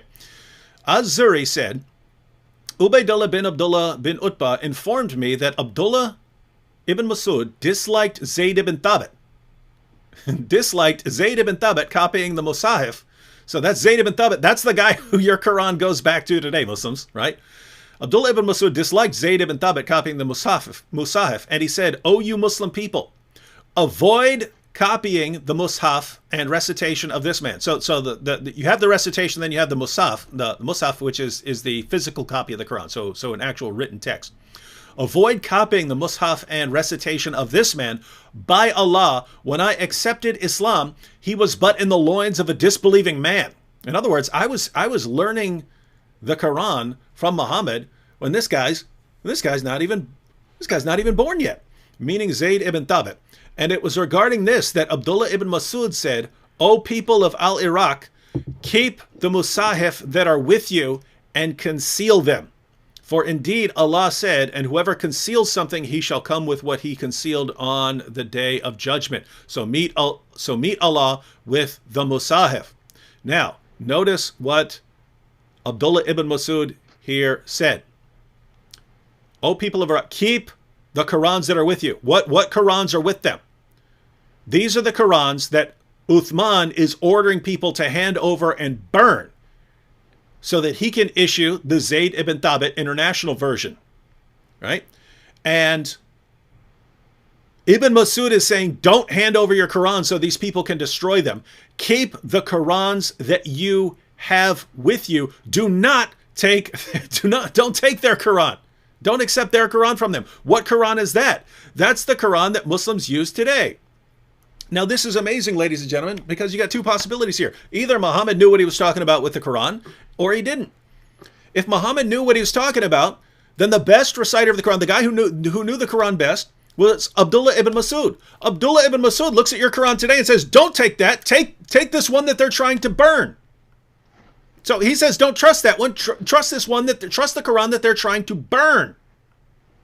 So if you trust Muhammad, then you should trust Ibn Masud and not trust your Quran today. Alternatively, if you decide you're just going to trust the 1924 Cairo edition, which ultimately goes back to Zayd ibn Thabit's version, if you say, nope, we're going to trust Zayd ibn Thabit's edition, well, great, then you can't trust Abdullah ibn Masud, and therefore you can't trust your prophet that he knew what he was talking about with the Quran. So your own prophet didn't know what he was talking about with the Quran. Guys, do you not see it? How do you not see this, Muslims? How do you not see him? How do you not see this? You're saying we can trust this Quran, perfectly preserved. And Muhammad's top reciter of the Quran says, whatever you do, don't take that Quran. Keep your own Qurans. Don't hand them over. They're going to burn the true Quran and give you this other Quran. This is amazing stuff. This is amazing stuff. But keep in mind, ladies and gentlemen, perfect preservation right down to the letter. Miracle of Islam. It's a miracle. Islam has so many miracles. They got the miracle of perfect preservation, the miracle of reinterpretation. They've got all the miracles. Should we go on? All they need is Allah to practice the miracle of communication and communicate better. Yes, we can continue. All right. More from Shabir Ali. So how to capture the original words? It is said that the Caliph Osman, on whom be peace, commissioned a committee of some Muslims who were known to be good reciters of the Quran, skilled in the Arabic language, so that they could write it properly. He commissioned this committee to produce a copy of the Quran and to make copies of that and send those copies to the various parts of the Muslim empire. There are reports as well that prior to him, a previous caliph, Abu Bakr, had commissioned one of the persons in this committee, Zayd bin Thabit, to make such a collection, and that collection had been kept in his possession, the possession of the caliph, until he passed away, and then passed on to the second caliph, who then, on his death, left it in the care of his daughter, who, Hafsa, was a wife of the Prophet Muhammad, on whom be peace, and therefore for Muslims, one of the mothers of the believers. So these are all trustworthy individuals caring for and preserving the Quran. So, Abu Bakr put together, had a version of the Quran put together because he realized that lots of people were just learning the gist and they needed to fix this problem. So a lot of people just were going around reciting their own version. So Abu Bakr said, you know what, we need to fix this. We need to fix this. And so Abu Bakr had a copy of the Quran put out, and then it's passed on to Umar, the caliph, and then Umar passes it on to his daughter Hafsa. Any thoughts on this, Hatun?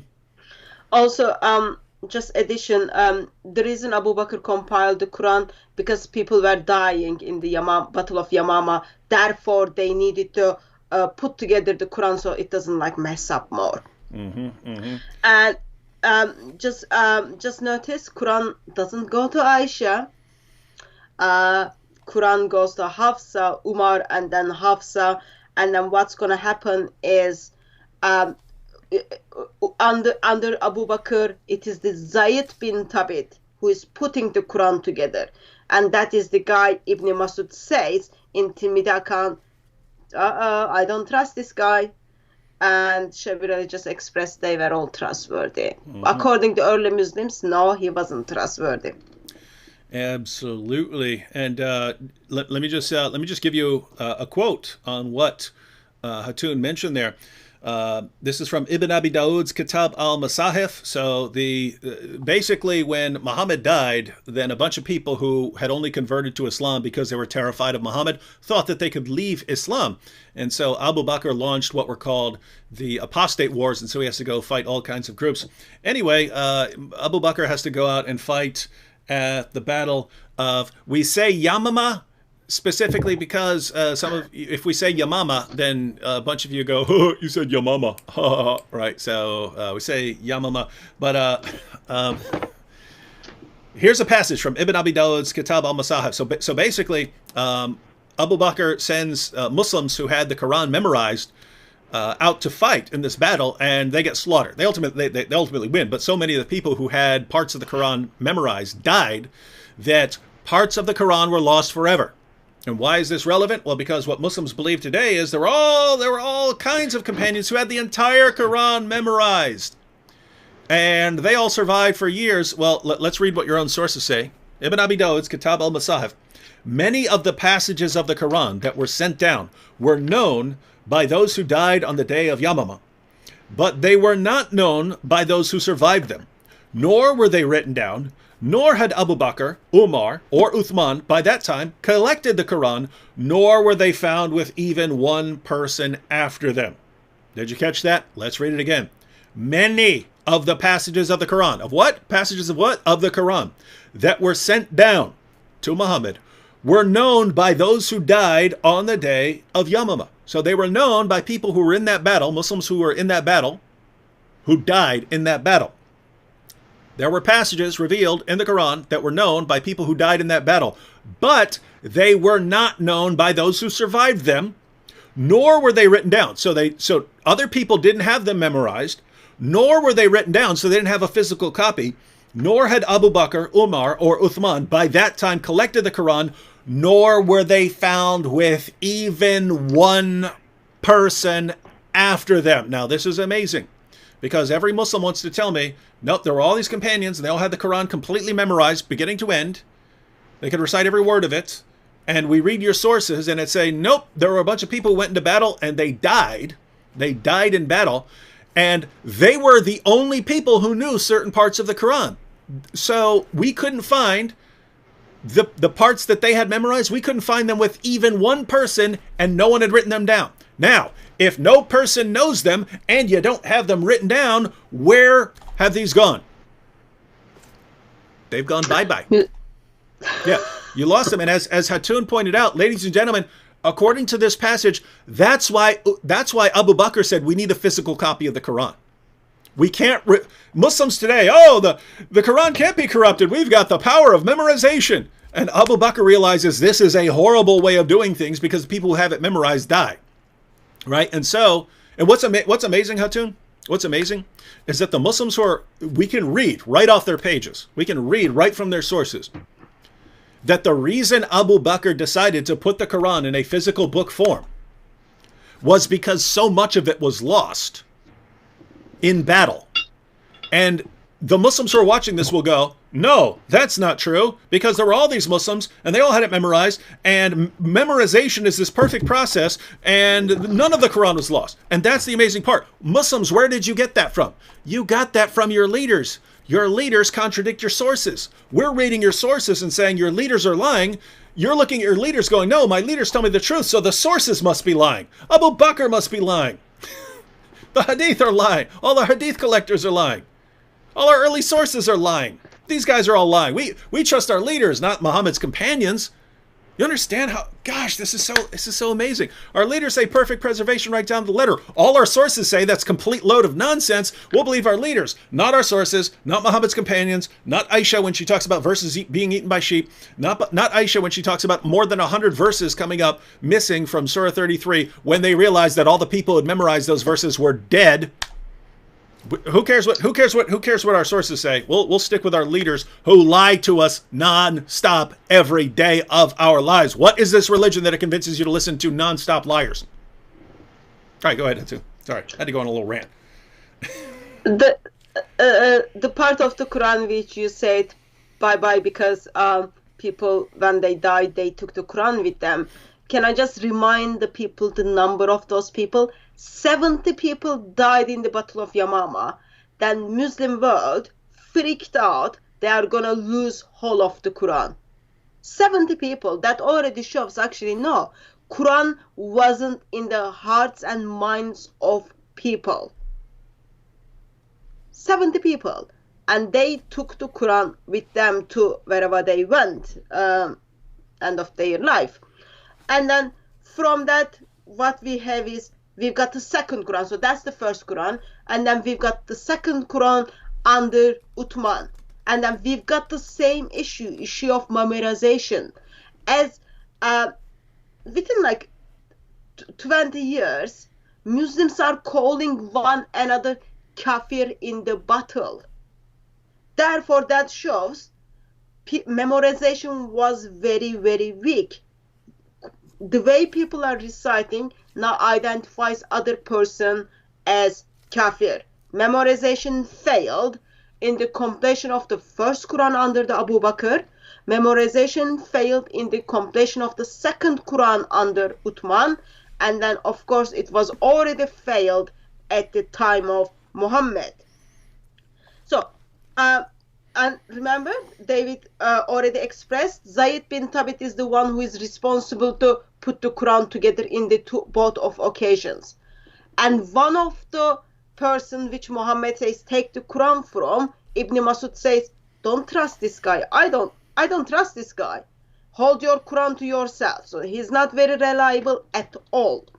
And then Uthman orders everything to be burned, and then Quran is being put together under one harf or ahruf, if you say, like plural is like in one version, which Shabir Ali was saying, oh, it might be the limit or the age, those kind of things. But Uthman makes that one version of the Quran.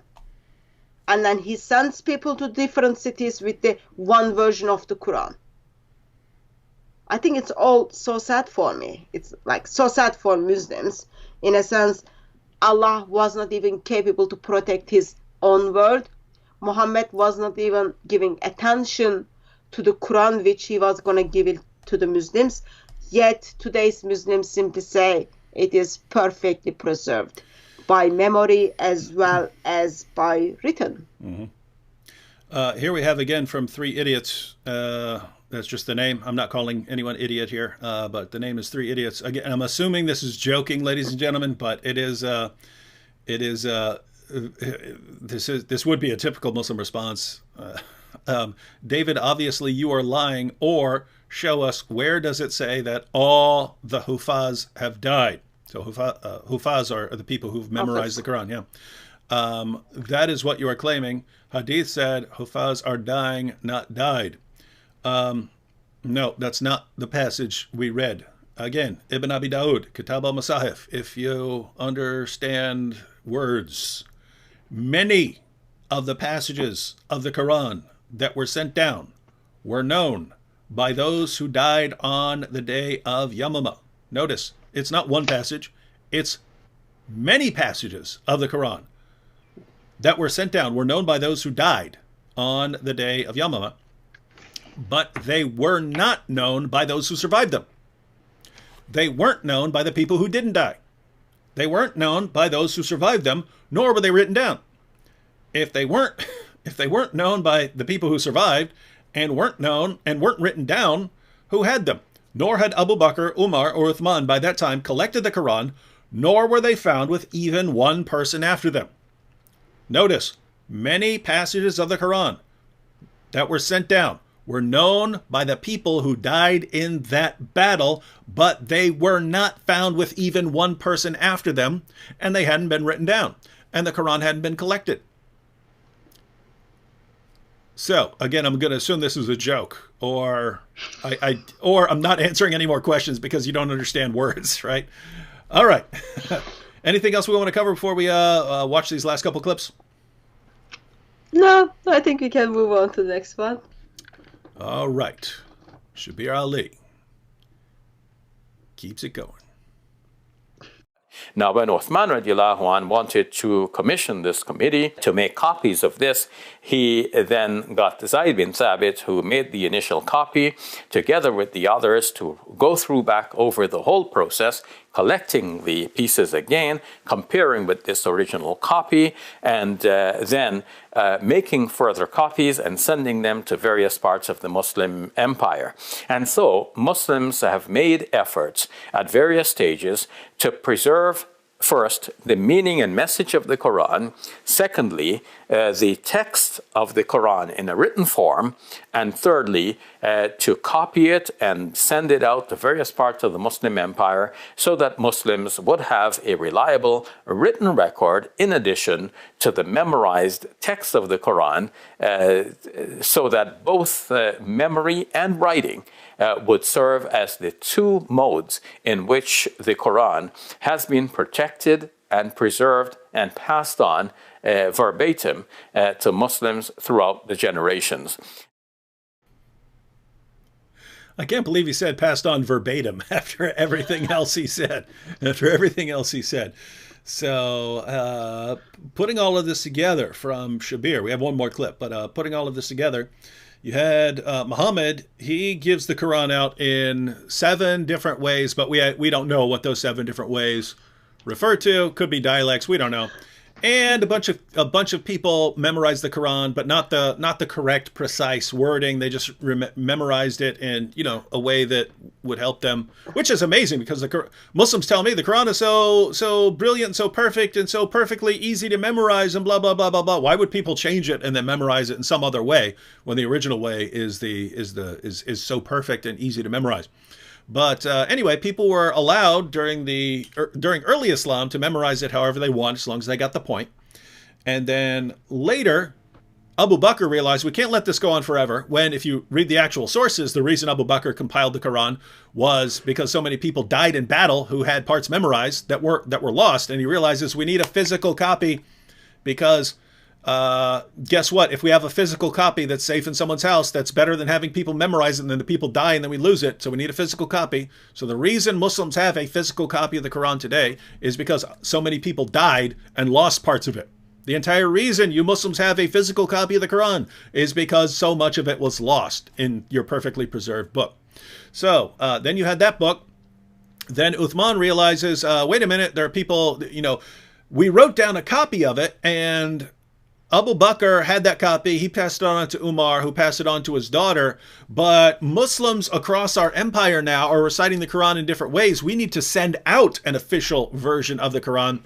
So he has Zayd ibn Thabit do this work again. And when Muhammad's top reciters of the Quran, people like Ibn Masud, saw this Quran, they said, no, this is wrong. Do not accept this. Keep the Qurans, hide them. Do not hand them over to this man to burn them. And according to Shabir Ali, that's how Allah passed on his perfect book. So that now, whether you recite it or whether you have the text, you have it verbatim. What a mess. And even after that, it didn't work because I told you still got 37 versions. My goodness. So, something happened after it being verbalated along the way. That one perfect Quran under the Uthman give birth to 21st century's 37 different Arabic Qurans. Mm-hmm. Miracle of Islam. It's all miracle of Islam. Something happens in 700s towards 900s. When we look at the Islamic tradition, they are talking about, actually there were 50 different Arabic Qurans was out there and circulating.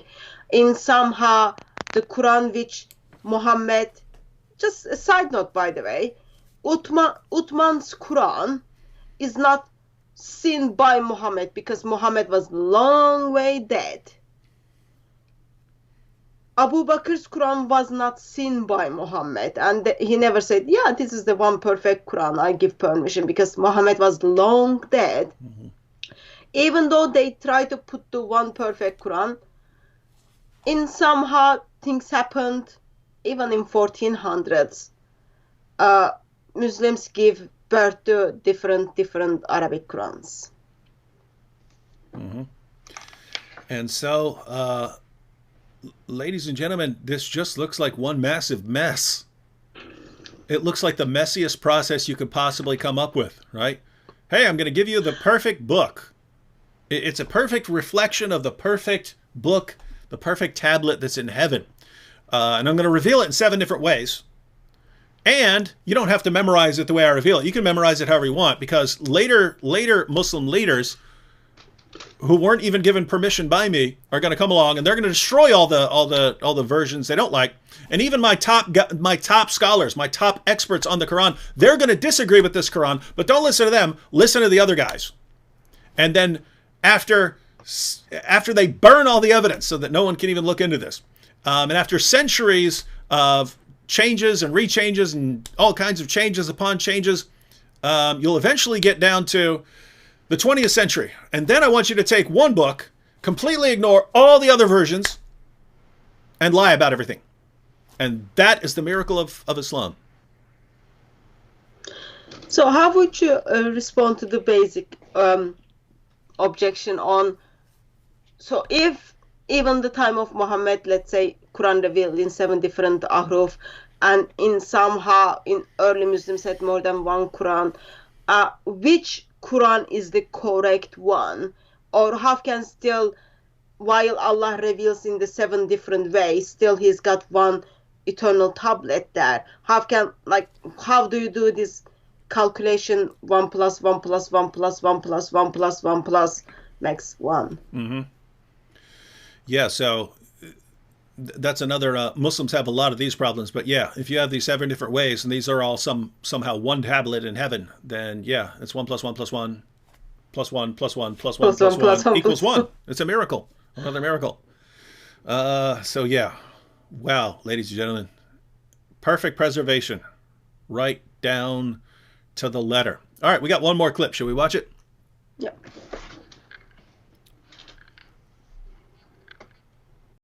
Now, of course, we have to explain how did these variety of readings still manifest. Well, the text in which Uthman, on whom be peace, Uthman, may God be pleased with him, had preserved the Quran, was written without vowel points and without dots that distinguish between look-alike letters.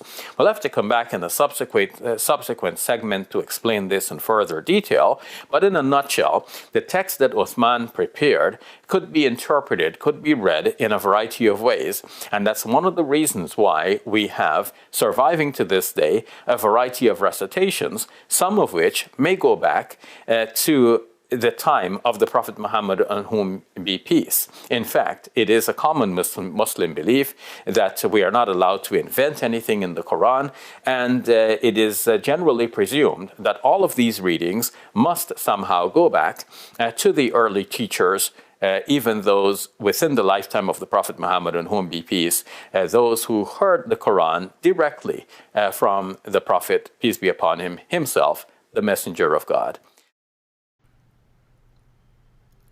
So now we have Shabir's third explanation for why we have different versions of the perfectly preserved Quran, right? So remember, because ladies and gentlemen, you need to learn this. You need to learn this so that when you're talking to your Muslim friend, you can explain this to them, and then you can show them the clips from Shabir Ali to verify that this is the new emerging position on these different versions of the Quran. But one, the Quran was revealed in 7 ahruf, even though we don't know what ahruf means, but there are 7 different Qurans, right? So that's one. 2, lots of early people, the time of Muhammad, they didn't care so much about memorizing it word for word. Who cares about that?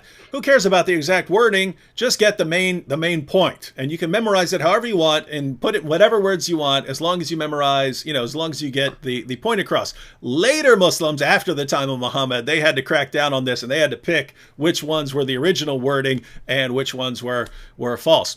And then, so those were 2 of Shabir's responses. But then even in the Quran that's sent out by Uthman, remember when he burned all of the other ones, and then he sends out his official version, and then there are Muslims like Ibn Masud saying, don't take that Quran. Do not take that Quran. Keep your Qurans. Don't hand them over. They're going to burn your Qurans, right? He's saying, don't accept this new Quran, accept the Quran that you already have. So notice that this is a key point. This isn't simply someone who memorized the Quran in some, to get the gist, and he had the wrong Quran, and so his Quran needs to be burned. This is Muhammad's top reciter of the Quran. If anyone knows the Quran, it's this guy. He's saying, don't take their version. Keep the version that I gave you. And Uthman is saying, no, hand those over so I can burn them. Right? This is a mess no matter what you're doing. Right? But even in this version that's put out by Uthman, you don't have the diacritical marks. And without those marks, the words can be different things. In other words, you guys understand, in Arabic, there are all these, they put these dots in different places and so on. And depending on where those dots go, the words mean different things. Well, Uthman sends out his Quran, but it doesn't have the marks. And therefore, you don't know what the words mean. And so Shabir is saying, this is another source of the differences that we have today in different versions of the Quran. Part of the reason we have different versions of the Quran today is because they didn't have the marks back then. Later Muslims put them in, but different Muslims put in different marks and came up with different versions of the Quran. And so now we have 3 separate ways we ended up with different versions of the Quran, even though according to Muslim apologists and almost 100% of Muslims worldwide, the Quran has been perfectly preserved right down to the letter from the time it was revealed to Muhammad. Hatun, What do you got? Can I just question something he said? He's talking about text is the one which gives birth to the different recitations. So it is Uthman's text without dots, without any diacritical marks, giving birth to the different recitations. It has nothing to do with like just the recitation by itself. And of course, in the beginning, like he expressed, actually we don't know what is Aruf. Scholars are arguing about it, and at the end, Allah knows best. But what we have is now he thinks, okay, this is all the Ahruf, and then as you add the dots, it's gonna come together in 7 different ways or in 10 different Arabic Qurans. But just if anyone speaks Arabic and kind of knows the basics, from one Arabic like dots with letter without dots, you can actually simply just change the place of the dots and then put together 29 different words. That would be like letter nun, which is like smiling face without dots. In Arabic, just put those 3 letters together. You can put together 29 Arabic words. Okay, that's the text of Uthman without any dots. You can produce lots of ways. But even before you go to that one, in Arabic, fight, kill, meet, and elephant are the same consonantal letters. Just when you change the dots, the way you place the dots for the consonantal letters and the critical marks, meet, elephant, fight, and kill will be in the sentence, which one you want. Therefore, when we look at the certain hadiths, we see a narrator says, oh, I don't know if Muhammad said meat or elephant, because text was already without dots, messed up. But what happens is 21st century Muslim says, actually, dot by dot, while text didn't have the dot, letter by letter, sound by sound, and the dots are the which affecting the sound, it's all perfectly preserved. That doesn't look very perfect preservation to me at all. Yeah, it looks like the exact opposite as far as I can tell. But I think we deserve an appearance of the shredded Quran there. I just put the shredded Quran on the screen, ladies and gentlemen. If you're new here and you don't know what the shredded Quran refers to, that's from Surah 15, verses 90, 91 and 92, which refer to the Quran being shredded. And yeah, you can see why we might want to say that the Quran has actually been shredded. What a messy, sloppy process for a book that's been perfectly preserved. All right. I am a bit disappointed that you thought Quran must be fit enough to have 6 packs. It's shredded. Yeah, but you can, when you look from the distance, you kind of think like it has 6 packs. It does. It's shredded. Not fit enough though. What? Quran is not fit enough. Not like, I don't think it did that much exercise because it got burned very easily, destroyed very easily. Do you guys use the word shredded over there in the UK? We do, yeah. You mean shredded when someone works out and they get all their muscles? Yeah. So so double meaning there. Yeah. All right, guys. I see there are a lot of people over in the super chat, but we've been going over 2 hours, and I have to record a video, so gonna have to take a rain check on. Yeah, there are too many. They're like looks like 25 super chats. All right, yeah, we'll take another half hour to go through these at least. So we're gonna have to go ahead and sign off here. Hatun, how can people stay in touch with you, follow what you're doing, support your work, any of that? So if you are in England, please do come to Speaker's Corner. If you are not in England, you can follow our work on YouTube through DCCI Ministries. And if you are committed Christian and if you want to disciple ex-Muslims, please do send me email, because we are currently doing online disciple of ex-Muslims internationally and we need help in that area. But easiest way is just go to YouTube, find DCCI Ministries, and you can follow us over there. All right, and ladies and gentlemen, I should have up a video later tonight, and tomorrow I'll be live again with Shameless Sam Shamoun. Wait, someone's saying at Shamoun in the chat. Is Sam actually there? Because I might have to block him. He's a troublemaker who always spreads complete nonsense. But I'll be on. Sam says, did David speak for 95% of the time again? Sam always finds something to complain about. He's a total hater. That's why no one should listen to him or follow his live streams. All right. Catch y'all later. Again, video later on. Did I remember to put a... Yes, I put a link to Hatun's channel in the description box. So be sure to subscribe to her channel and follow the videos they put out there. And see y'all tomorrow. Be here with Sam Shamoun.